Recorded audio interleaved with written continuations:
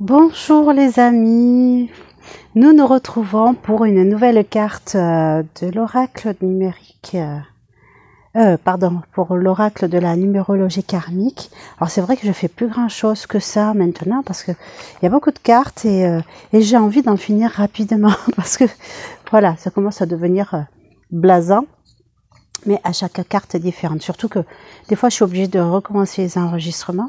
Par exemple, hier j'avais commencé l'enregistrement pour cette carte-là, et puis le voisin a sorti le rotophile. Du coup, j'ai dû arrêter mon enregistrement. Donc hier, il était sorti le paradoxe, et c'est vrai qu'actuellement, on est en plein paradoxe. Alors pour rappeler le sens du mot paradoxe, on est en plein dans la dualité, c'est exactement ça.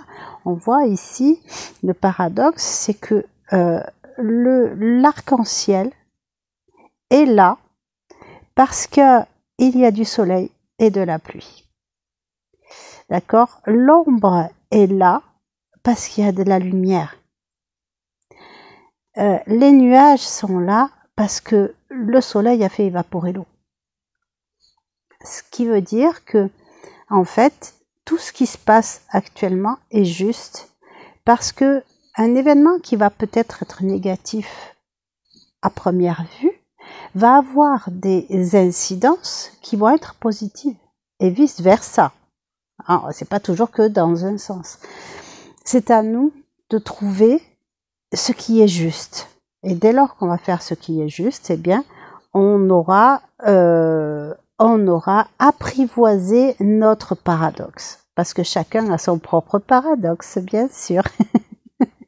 Sinon, ça serait pas drôle. Alors, par exemple, pour vous donner un exemple de paradoxe, les personnes, merci, j'allais prendre un autre exemple, mais les personnes qui font des expériences de mort imminente, les EMI, développent une certaine partie de leur sensibilité. Bon, certaines ne le vivent pas très bien parce qu'elles ne sont pas habituées, mais dans le sens du changement, ça leur donne une compréhension de la vie, elles regardent la vie différemment. Et c'est directement lié au fait d'avoir fait l'expérience de mort imminente. Quelqu'un qui va avoir un accident et qui va pas forcément sur le coup avoir peur de mourir, mais qui après va se dire mais là j'aurais pu mourir. Il va se mettre à profiter de la vie. C'est le paradoxe, c'en est un. Et la vie qu'on nous offre, et surtout la vie en ce moment, est pleine de paradoxes, à un point qu'on ne sait plus. On ne sait plus à quel sens se vouer, on ne sait plus qui est le gentil, qui est le méchant. Mais en fait, pourquoi chercher à savoir qui est le gentil, qui est le méchant? Dans la mesure où tout un chacun fait ce qui lui semble juste. D'accord? Même si l'intention de la personne qui va faire quelque chose de mal est discutable au sens de la communauté, à son sens à elle, c'est juste. Alors après, il y aura les relations de cause à effet qui sont justes, ce qu'on appelle le karma, ça c'est encore autre chose. Voilà. Donc je vais aller lire le petit livret au sujet de la carte du paradoxe. Donc les personnes qui tombent sur cette vidéo et donc qui se sentent concernées par le paradoxe, dites-vous que la période que vous vivez, si vous êtes sur une période qui est malaisée, eh bien, ça veut dire que c'est parce que derrière, il va y avoir quelque chose qui va qui va être transcendé et qui va vous plaire. Voilà. D'un autre côté, que de rester dans une vie qui est tout le temps super et que on ne trouve rien à redire, peut-être qu'on se voile un peu la face et qu'il y a des choses cachées qui existent et que peut-être que si on met un peu trop le mouchoir par-dessus sans chercher à les régler ou les appréhender tout simplement, pour constater qu'elles existent. Hein. On ne va pas dire qu'on va à tout prix chercher à faire Calimero s'il n'y a pas à faire Calimero. Ce n'est pas là la question. C'est avoir conscience de la dualité, avoir conscience que l'ombre est là pour qu'on voit la lumière. Hein. La pluie est là pour que le soleil, hein, si l'arc-en-ciel est là parce que le soleil fait refléter sa lumière sur les gouttelettes d'eau des nuages. C'est parce qu'il y a les nuages, c'est parce qu'il y a la pluie qu'il y a l'arc-en-ciel. Donc le miracle, parce que l'arc-en-ciel quelque part c'est un petit miracle, le miracle a lieu par la conjonction des deux, merci. Le miracle a lieu par la conjonction du soleil, c'est-à-dire de la chaleur, de la lumière et de la pluie. Voilà. Donc on va regarder ce que dit la petite carte. Donc vraiment on insiste sur le fait que si vous regardez cette vidéo et que vous êtes concerné, votre situation ne pourra aboutir à ce que vous voulez vraiment et à votre projet que par l'interaction d'événements positifs et d'événements que vous allez classer comme étant négatifs, mais qui sont en fait nécessaires à cette à la concrétisation de vos projets. Donc hop, le 12.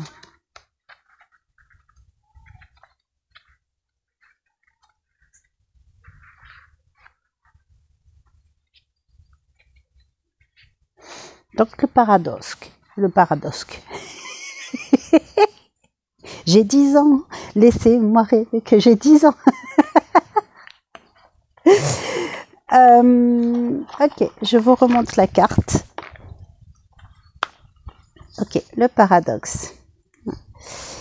Il y a un arc-en-ciel, un ciel orageux, un environnement sombre et vallonné. Le soleil se fait timide, pourtant vous savez qu'il est présent. Sans quoi l'arc-en-ciel ne le serait pas. C'est là tout le paradoxe de notre vie. L'interprétation générale. Cet augure signifie que le consultant doit apprendre à se concentrer sur les choses positives de la vie. Il est en paradoxe. Ses émotions le rongent et il éprouve des difficultés à les exprimer. Il semble en contradiction entre ce qu'il veut et ce qu'il fait. Il serait bon pour lui d'être plus à l'écoute de ses besoins. Voilà, c'est ce que je disais tout à l'heure. Par rapport à l'intention qui a été posée, la vie va vous proposer des expériences qui, a priori, pourraient vous paraître négatives, mais si on creuse un petit peu au fond, eh bien, ces expériences vont avoir un effet positif dans la direction du projet qui est proposé. Les mots-clés: indécision, hésitation, paradoxe, difficulté à faire un choix, difficulté à se respecter, tendance à ne pas voir les aspects positifs de la vie ou des situations. Hein, oui, on dit après la pluie le beau temps, il faut sur Terre, bon, j'aime pas bien dire il faut, mais sur Terre, ce qui nous est proposé, c'est une vie duelle avec une alternance de choses sympas et de choses moins sympas. Mais pourquoi on apprécie tant les choses sympas? C'est parce qu'on a connu le moins sympa. Quelqu'un qui a que des choses sympas dans sa vie, hein, peut-être qu'il pourrait être blasé après, de ne pas apprécier à sa juste valeur. C'est un petit peu la jeunesse d'aujourd'hui, c'est un petit peu, enfin pour pas que la jeunesse, parce qu'il y a des gens de ma génération aussi, des personnes qui n'ont pas souffert dans la vie, des personnes qui n'ont pas eu des difficultés, qui n'ont pas rencontré de problèmes, ils vivent leur vie, mais en fait, est-ce qu'ils l'apprécient vraiment? Quand on a été à 2 doigts de vivre, de se retrouver à la rue, quand on n'a pas mangé, quand on a mangé un repas sur 2, eh bien on apprécie d'avoir un toit sur la tête et de quoi manger dans l'assiette. Et surtout, si on a choisi ce qui est dans l'assiette et qu'on se régale. On se régale à plus forte raison que on sait qu'à un moment donné, on n'avait pas cette chance-là. Alors ensuite, la temporalité décembre, l'hiver, le 12e jour du mois, correspondance physique, le cerveau, les tempes, le foie. Ah ben oui, hein, correspondance physique, on a le cerveau, c'est-à-dire le mental, qui nous dit ça c'est pas bien, nanana, on pose des jugements, et le foie, qui est le centre des émotions, hein, c'est celui qui va automatiquement faire montrer qu'on a une émotion, hein, voilà. Les peurs et les blessures, peur de regretter, peur de faire le mauvais choix, peur de la déception, peur de ne pas être à hauteur de ses choix et de ses décisions. Ah. Alors, serait-il que ce projet serait pas réellement celui que vous voulez? Si, c'est bien ce que vous voulez faire. Donc, pour quelle raison est-ce que vous doutez? Si vous pensez que c'est juste pour vous, il n'y a aucun doute à avoir. Ça, c'est votre mental qui vous fait douter. Mais si au fond de vous, vous savez que ce que vous entreprenez est juste, alors il n'y aura pas de souci. Hein? Voilà. Par exemple, il me vient, alors s'il y a quelqu'un, parce que ça fait 3 fois que le truc me vient à l'esprit, donc c'est que c'est pas mon imagination, c'est qu'on voilà. Et s'il y a quelqu'un qui est en passe de perdre son logement, il va se retrouver dehors. Parce que, pas pour des raisons, on va pas s'étaler sur le sujet, soit des difficultés à payer le loyer, ou alors parce que le propriétaire récupère le logement, ou alors parce que le logement est devenu insalubre et qu'il faut l'évacuer. Bref, cette personne est en train de perdre ce logement. Si c'est vous, écoutez-moi bien, ce message est pour vous. Donc, s'il y a le fait qu'il y a cette perte de logement qui est en toile de fond, eh bien, à ce moment-là, ça veut dire qu'il y a un logement qui vous attend, qui est pour vous, rien que pour vous, comme vous le souhaitez. Ouvrez les yeux, remettez-vous-en à plus grand. Dites, alors, soit vous avez déjà trouvé et vous allez voir le nouveau logement dans lequel vous allez aller, il est super, même si vous avez des doutes, même si vous avez des peurs pour le voisin, pour les chats, pour le machin, pour le truc. Laissez, ça c'est le mental, d'accord. Dites que vous allez aller dans une nouvelle maison, vous allez être accueilli par le gardien de la maison qui va prendre soin de vous, comme il prend soin de la maison. Et tout va bien aller, tout va bien se passer, d'accord. C'est justement dans l'histoire du paroxysme, du paradoxe.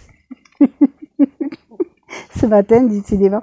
Donc c'est toujours l'histoire du paradoxe où, eh bien, il a fallu que le destin vous secoue un petit peu en vous faisant perdre le logement pour que vous puissiez aller dans le logement qui vous est destiné, hein, qui est juste pour vous. Blocage, difficulté à comprendre que tout est question d'équilibre.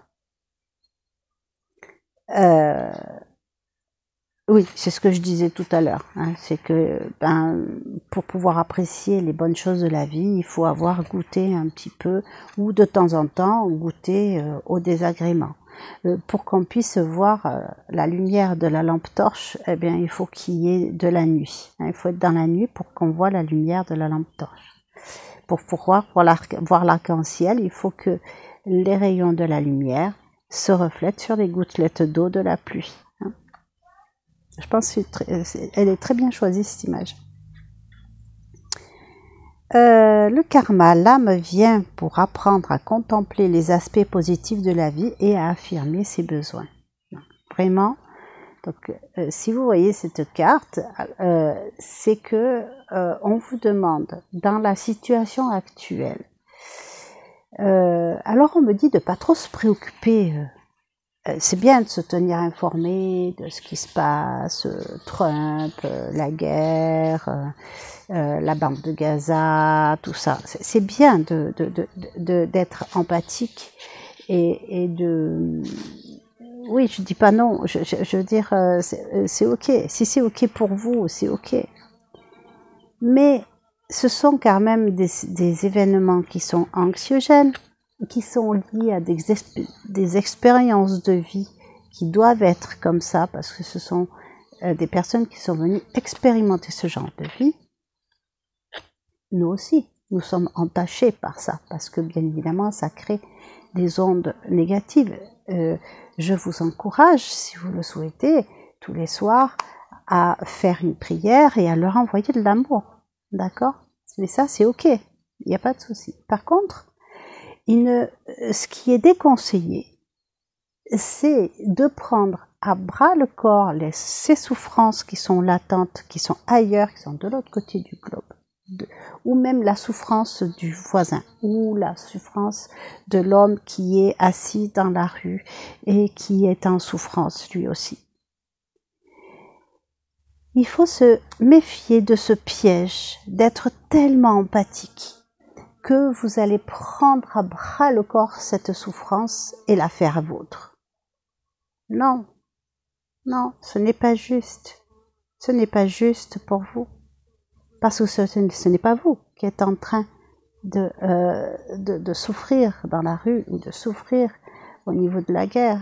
Vous voulez faire quelque chose, eh bien vous donnez de l'argent, vous apportez une boisson chaude, voilà, vous faites ce qui vous semble juste. Attention à de quel espace vous vous positionnez quand vous le faites. Est-ce que c'est le faire parce que moi j'envoie des couvertures, non je dis pas moi, hein, mais je mets des guillemets, j'envoie des couvertures pour les personnes qui sont j'envoie des couvertures pour les personnes qui sont malheureuses, etc. Ah ben oui, comme ça, j'ai le sentiment d'avoir fait quelque chose de bien. Alors, quand on le fait pour le faire. On ne le fait pas pour avoir le sentiment d'avoir fait quelque chose de bien. Est-ce que vous voyez la nuance? Et c'est en cela, ok, on me dit que je m'égare. Je change de sujet en fait. Je suis en train de riper sur un autre sujet. Donc là, dans tout ce qui nous entoure, les choses qui vont nous chagriner, d'accord, il faut s'employer à voir le verre à moitié plein et pas le verre à moitié vide. Parce que de toute façon, on est dans un mode duel et que le verre est à moitié plein. Hein? Bon, il est à moitié vide aussi, mais il est surtout à moitié plein. Et donc, et c'est peut-être juste. C'est peut-être, si c'est pas juste pour nous, si c'est pas juste pour vous, c'est juste pour quelqu'un. Sinon, ça ne serait pas. C'est le pouvoir créateur de la pensée. Nous sommes créateurs de notre vie. Donc, si le verre est à moitié plein, c'est parce que quelqu'un le voit à moitié plein. Si le verre est à moitié vide, c'est parce que quelqu'un le voit à moitié vide. Le transgénérationnel. Le consultant est issu d'une famille dans laquelle la fatalité et le marasme semblent avoir été la norme. Ah oui, hein, c'est chaque fois. Ah ben oui. Non mais de toute façon, c'est toujours comme ça. Ah non, mais chaque fois je paye des impôts, moi je gagne rien et puis chaque fois je paye des impôts. Ben peut-être que chaque fois il se trompe de case en remplissant sa déclaration. Et au lieu de se plaindre, c'est mais normalement je devrais pas, je vais mieux regarder ou je vais demander à quelqu'un. Hein, voilà. La clé, prendre position. C'est ce que je vous disais tout à l'heure par rapport aux événements déjà qui ont lieu. Est-ce que cet événement me concerne ou est-ce qu'il ne me concerne pas déjà, hein? Si cet événement me concerne et que ce qui se passe me dérange, qu'est-ce que je peux faire pour améliorer la situation? je vais chercher à améliorer la situation parce que cette situation me dérange et non pas pour après me dire que c'est bien, j'ai fait ça, c'est bien. Voilà, j'ai empêché 2 personnes de se battre, j'ai pris un coup de poing dans la gueule, mais je suis content. Je suis content parce que je vais pouvoir dire partout que j'ai empêché 2 personnes de se battre. Alors que une autre va dire, ben, d'ailleurs elle ne va pas le dire, c'est si on lui pose la question, « Ah, pourquoi t'as un cocard ?» Ah ouais, non, mais parce que je me suis interposée entre 2 personnes qui voulaient se battre et puis il y a eu un coup perdu, il était pour ma gueule. Vous voyez? Mais au départ, on va pas dire, voilà. Ou alors il va dire, il y avait une bagarre, j'ai pris un coup perdu. Fin de l'histoire. Vous voyez, il y a la nuance entre faire les choses parce qu'elles doivent être faites et faire les choses parce qu'après on pourra le dire et que soit on va sortir le petit personnage du sauveur qui va faire tadam tadam, c'est moi Superman, j'ai empêché que, ou alors on va sortir Calimero, ah mais c'est toujours moi et nana, voyez. Et donc tout ça, ce sont des histoires qu'on se raconte. Et dans le vrai du vrai, eh bien on s'oublie.